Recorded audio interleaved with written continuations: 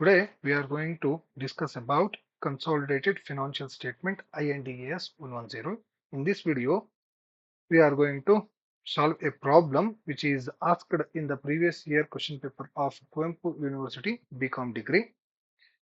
ಈ ವಿಡಿಯೋದಲ್ಲಿ ನಾವು ನಾನ್ ಕಂಟ್ರೋಲಿಂಗ್ ಇಂಟ್ರೆಸ್ಟ್ ಹೇಗೆ ಕ್ಯಾಲ್ಕುಲೇಟ್ ಮಾಡೋದು ಅನ್ನೋದ್ರ ಬಗ್ಗೆ ಈ ಒಂದು ವಿಡಿಯೋನ ಮಾಡ್ತಾ ಇದ್ದೀವಿ.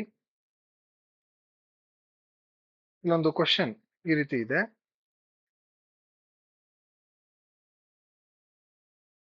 Calculate non-controlling interest from the following.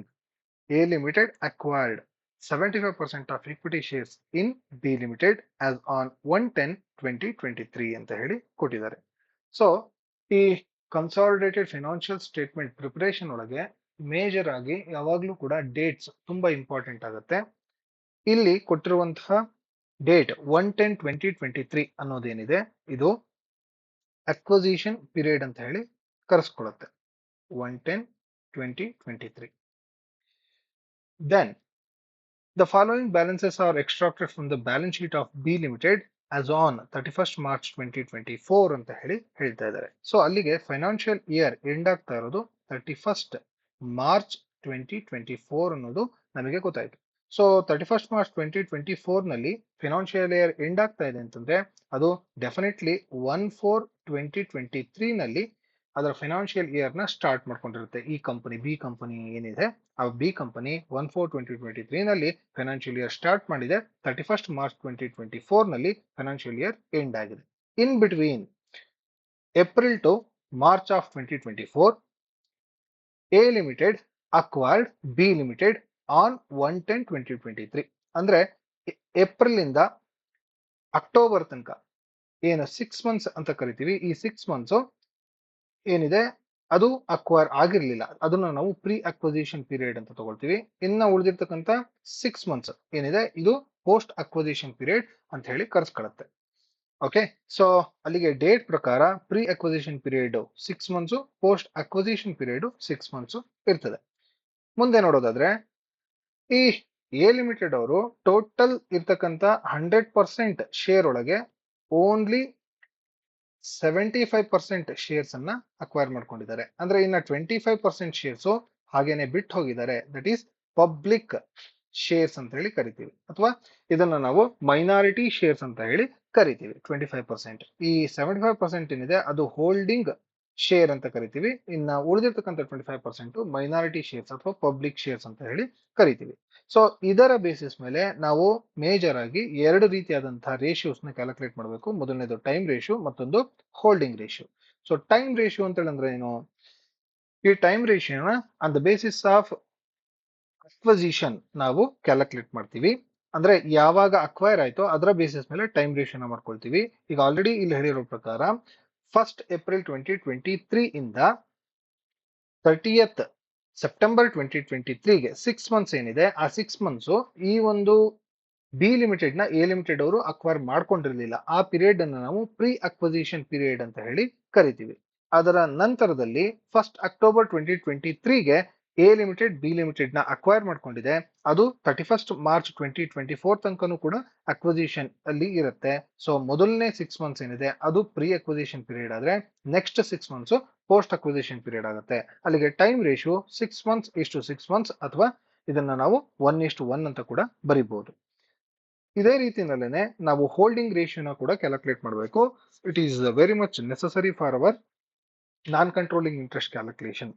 So holding ratio calculate ಮಾಡಬೇಕಾದ್ರೆ ಎಷ್ಟು ಪರ್ಸೆಂಟೇಜ್ ಆಫ್ ಶೇರ್ಸ್ ಅನ್ನ ಎ ಲಿಮಿಟೆಡ್ ಅವರು ಅಕ್ವೈರ್ ಮಾಡ್ಕೊಂಡಿದ್ದಾರೆ, ಎಷ್ಟು ಪರ್ಸೆಂಟೇಜ್ ಆಫ್ ಶೇರ್ಸ್ ಅನ್ನ ಹಾಗೇನೆ ಬಿ ಲಿಮಿಟೆಡ್ ನಲ್ಲೇ ಮೈನಾರಿಟಿ ಶೇರ್ಸ್ ಅಂತ ಬಿಟ್ಟು ಹೋಗಿದ್ದಾರೆ ಅನ್ನೋದನ್ನ ಕ್ಯಾಲ್ಕುಲೇಟ್ ಮಾಡ್ಕೋಬೇಕಾಗತ್ತೆ, ನೋಟ್ ಮಾಡ್ಕೋಬೇಕಾಗತ್ತೆ. ಇಲ್ಲಿ ಎ ಲಿಮಿಟೆಡ್ ಅಕ್ವೈರ್ ಮಾಡ್ಕೊಂಡಿರೋದು 75% ಶೇರ್ಸ್ ಅನ್ನ ಅಕ್ವೈರ್ ಮಾಡ್ಕೊಂಡಿದೆ. ಹಾಗಾದ್ರೆ ಇನ್ನ 25% ಶೇರ್ಸ್ ಏನಿದೆ ಅದನ್ನ ಮೈನಾರಿಟಿ ಶೇರ್ಸ್ ಅಂತ ಹೇಳಿ ನಾವು ಕರಿತೀವಿ. ಸೊ ಹೋಲ್ಡಿಂಗ್ ರೇಷಿಯೋ 75:25 ಬರುತ್ತೆ.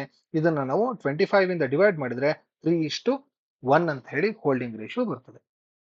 ಇನ್ನ ಕ್ಯಾಲ್ಕುಲೇಷನ್ ಆಫ್ ಮೈನಾರಿಟಿ ಇಂಟ್ರೆಸ್ಟ್ ಗೆ ಬಂದ್ರೆ ನಾವು ಮೈನಾರಿಟಿ ಶೇರ್ ಹೋಲ್ಡರ್ಗೆ ಸಂಬಂಧಪಟ್ಟಿರೋ ಹಾಗೆ ಇಲ್ಲಿ ಆಲ್ರೆಡಿ ನಾವು ಹೇಳಿರೋ ಹಾಗೆ ಹೋಲ್ಡಿಂಗ್ ರೇಷಿಯೋ ಏನಿದೆ ಈ 3:1 ಬೇಸಿಸ್ ಮೇಲೆ ತ್ರೀ ಪೋರ್ಷನ್ ಅನ್ನ ನಮ್ಮ ಎ ಲಿಮಿಟೆಡ್ ಗೆ ಬಿಟ್ಕೊಟ್ರೆ 1 ಪೋರ್ಷನ್ ನ ಮೈನಾರಿಟಿ ಶೇರ್ ಹೋಲ್ಡರ್ ಗೆ ಬಿಟ್ಕೊಡ್ಬೇಕಾಗತ್ತೆ. ಹಾಗಾಗಿ ಇಲ್ಲಿ ಬಂದಿರುವಂತಹ ಪ್ರತಿಯೊಂದು ಶೇರ್ಸ್ ಮತ್ತೆ ಪ್ರಾಫಿಟ್ ಏನಿದೆ ಅದರೊಳಗೆ 1 ಪೋರ್ಷನ್ ಅನ್ನ ಮಾತ್ರ ಮೈನಾರಿಟಿ ಶೇರ್ ಹೋಲ್ಡರ್ಸ್ ಇಟ್ಕೊಳ್ತಾ ಹೋಗ್ತಾರೆ.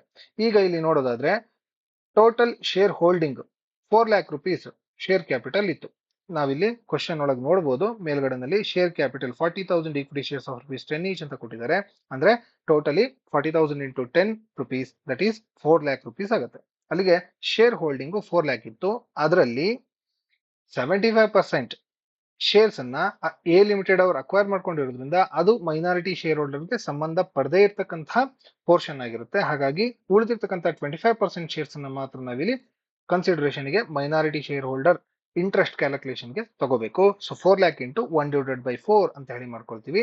According to this holding ratio ಇಲ್ಲಿರುವಂತಹ ಹೋಲ್ಡಿಂಗ್ ರೇಷಿಯೋ ನೋಡಿಕೊಂಡು ಅದ್ರ ಬೇಸಿಸ್ ಮೇಲೆ 1 ಪೋರ್ಷನ್ ಮಾತ್ರ ಮೈನಾರಿಟಿ ಶೇರ್ ಹೋಲ್ಡರ್ಗೆ ಇಲ್ಲಿ ನಾವು ಕೊಡ್ತಾ ಇದೀವಿ. ಸೊ 4 lakh ಒಳಗೆ 1/4 ಮಾಡಿದ್ರೆ 1 lakh rupees ಬರುತ್ತೆ. ಅದು share holder holdings of minority share holders ಅಂತ ಹೇಳಿ ಆಗುತ್ತೆ.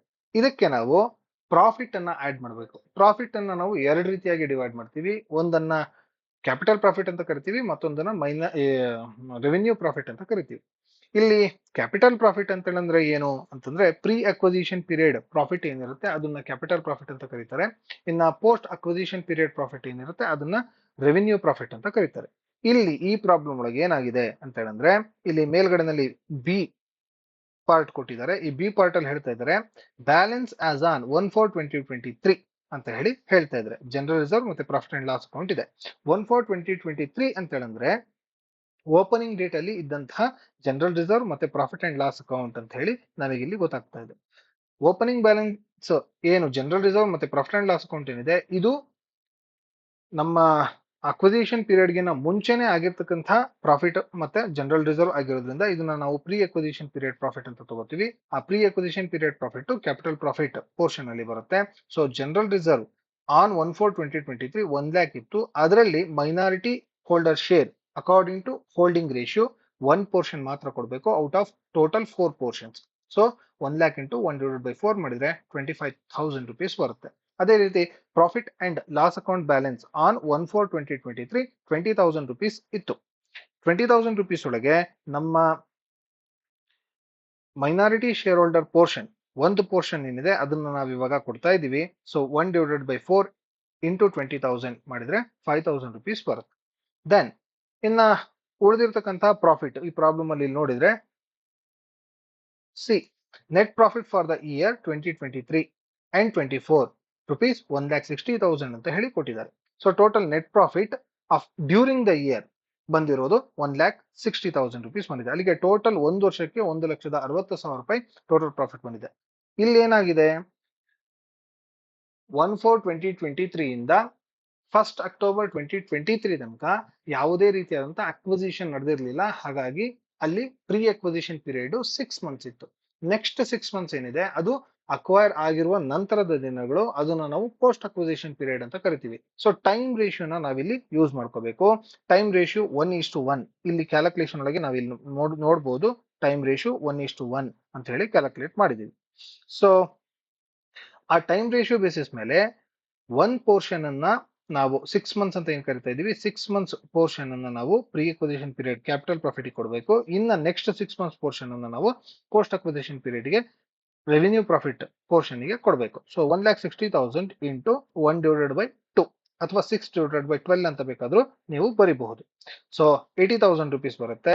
ಇಂಟು ಈ 80,000 ಏನಿದೆ ಅದು ಎಲ್ಲ 100% ಶೇರ್ ಹೋಲ್ಡರ್ ಗಳಿಗೆ ಎಲ್ರಿಗೂ ಇದು ಸಂಬಂಧಪಟ್ಟಿರುತ್ತೆ. ನಾವು ಇವಾಗ ಕ್ಯಾಲ್ಕುಲೇಟ್ ಮಾಡ್ತಾ ಇರೋದು ನಾನ್ ಕಂಟ್ರೋಲಿಂಗ್ ಇಂಟ್ರೆಸ್ಟ್ ಆಗಿರೋದ್ರಿಂದ ಮೈನಾರಿಟಿ ಶೇರ್ ಹೋಲ್ಡರ್ ಪೋರ್ಷನ್ ಏನಿದೆ 1 ಪೋರ್ಷನ್ ಅನ್ನ ಔಟ್ ಆಫ್ 4 ಪೋರ್ಷನ್ ಕೊಡಬೇಕು. ಅಂದ್ರೆ 80,000 ಇಂಟು 1/4 20,000 rupees ಬರುತ್ತೆ. ಅಲ್ಲಿಗೆ total pre acquisition period profit ಅಥವಾ ಕ್ಯಾಪಿಟಲ್ ಪ್ರಾಫಿಟ್ 25 ಪ್ಲಸ್ 5 30,000 ಪ್ಲಸ್ 20 ಮಾಡಿದ್ರೆ 50,000 rupees ಬರುತ್ತೆ. ಇನ್ನ ರೆವಿನ್ಯೂ ಪ್ರಾಫಿಟ್ ಪೋರ್ಷನ್ ಅನ್ನು ಕೂಡ ನಾವು ಮೈನಾರಿಟಿ ಶೇರ್ ಹೋಲ್ಡಿಂಗ್ ಕ್ಯಾಲ್ಕುಲೇಷನ್ ಅಲ್ಲಿ ಇಂಟ್ರೆಸ್ಟ್ ಕ್ಯಾಲ್ಕುಲೇಷನ್ ಅಲ್ಲಿ ತಗೋಬೇಕು. ಪೋರ್ಷನ್ ಆಫ್ ರೆವಿನ್ಯೂ ಪ್ರಾಫಿಟ್ ಇಲ್ಲೂ ಕೂಡ ನಾವು ಹೋಲ್ಡಿಂಗ್ ರೇಷಿಯೋನ ಯೂಸ್ ಮಾಡ್ತೀವಿ. ಟೋಟಲ್ ನೆಟ್ ಪ್ರಾಫಿಟ್ ಇಲ್ಲಿ ಮೇಲ್ಗಡೆ ಹೇಳಿದೆ ನಾನು 1,60,000 rupees ಅಲ್ಲಿ 6 ತಿಂಗಳು ಪ್ರೀ ಅಕ್ವಿಸಿಷನ್ ಪೀರಿಯಡ್ ಇತ್ತು, ಇನ್ನ 6 ತಿಂಗಳು ಪೋಸ್ಟ್ ಅಕ್ವಿಸಿಷನ್ ಪೀರಿಯಡ್ ಇತ್ತು. ಹಾಗಾಗಿ 1,60,000 ಇಂಟು 1/2 ಅಂತ ಮಾಡ್ಕೋಬೇಕು. 80,000 rupees ಬರುತ್ತೆ. ಆ 80,000 rupees ಏನಿದೆಯಲ್ಲ ಅದರಲ್ಲಿ minority share holder portion portion ಅನ್ನ ನಾವಿವಾಗ ತೆಗೆದು ಕೊಡ್ತಾ ಇದೀವಿ. ಸೊ 80,000 ಇಂಟು 1/4 ಅಂದ್ರೆ 20,000 rupees ಬರುತ್ತೆ. ಇಲ್ಲಿ ಬೇರೆ ಯಾವುದೇ ರೀತಿಯಂತ ಅಡ್ಜಸ್ಟ್ಮೆಂಟ್ ಇಲ್ಲದೆ ಇರೋದ್ರಿಂದ 20,000 rupees ನ ಔಟರ್ ಕಾಲಮ್ ತಗೋತೀವಿ. ಟೋಟಲ್ ಮಾಡಿದ್ರೆ 1,70,000 ಬರುತ್ತೆ. ಈ 1,70,000 ನಾವು ನಾನ್ ಕಂಟ್ರೋಲಿಂಗ್ ಇಂಟ್ರೆಸ್ಟ್ ಅಂತ ಹೇಳಿ ಕರಿತೀವಿ. So non controlling interest calculation ಮಾಡಬೇಕಾದ್ರೆ ಈ ಫಾರ್ಮೆಟ್ ಕಾಮನ್ ಆಗಿ ನಾವು ಯೂಸ್ ಮಾಡುವಂಥದ್ದು. Thank you.